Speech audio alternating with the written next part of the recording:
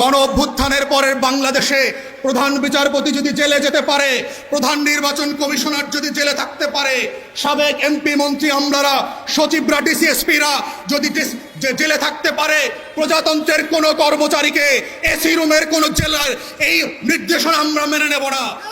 বাংলাদেশটা কি কারো বাপদাদার কাছে বেঁচে দিয়েছি? গণ অভ্যুত্থানের পরের বাংলাদেশে প্রধান বিচারপতি যদি জেলে যেতে পারে, প্রধান নির্বাচন কমিশনার যদি জেলে থাকতে পারে, সাবেক এমপি মন্ত্রী আমলারা, সচিবরা, ডিসিএসপিরা যদি জেলে থাকতে পারে, প্রজাতন্ত্রের কোনো কর্মচারীকে এসি রুমের কোনো জেলার এই নির্দেশনা আমরা মেনে নেব না। আমাদের বক্তব্য খুব পরিষ্কার, যারা অন্যায় করেছেন, যে ফৌজের মেম্বার হন, তিনি পুলিশের আইজি হন, তিনি র্যাবের ডিজি হন, তিনি সেনাপ্রধান হন, প্রজাতন্ত্রের কর্মচারী থেকে শুরু করে সবার জন্য রাষ্ট্রের আইন সমান। যারা ফৌজদারি অপরাধ করেছেন, অ্যাকর্ডিংলি আইন মোতাবেক তাদেরকে কাশিমপুর, কেরানীগঞ্জে থাকতে হবে। কোনো স্পেশাল স্ট্যাটাস দেওয়া দিল্লির গোলাম জেনারেলদের জন্য আমরা কখনো মেনে নেব না।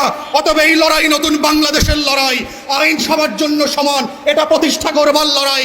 এবং আমরা চিফ প্রসিকিউটর থেকে শুরু করে স্বরাষ্ট্র উপদেষ্টাকে বলছি, গোলামির রাজনীতি চলবে না। বাংলাদেশের আইন যদি সবার জন্য সমান হয়, রিক্সাওয়ালাকে কেন তার বাড়িতে থাকতে দেওয়া হয় না জেল হিসাবে? কেন টং দোকানদারকে থাকতে দেওয়া হবে না? কেন অন্যদেরকে থাকতে দেওয়া হবে না যার খুশি মতো? এইভাবে রাষ্ট্র চলবে না। অতএব চিফ প্রসিকিউটরকে বলেছি, আপনারা ধন্যবাদ পাওয়ার উপযোগী, কিন্তু অ্যাকর্ডিংলি মাথায় রাখবেন, কারাগারের কোনো স্ট্যাটাস থাকতে পারবে না। সবাই একই কারাগারে থাকবে, একই বন্দিত্বের জীবনযাপন করবে, কিন্তু অ্যাট দ্য সেম টাইম ন্যায্যতার সাথে, ইনসাফের সাথে আমরা বিচার করব।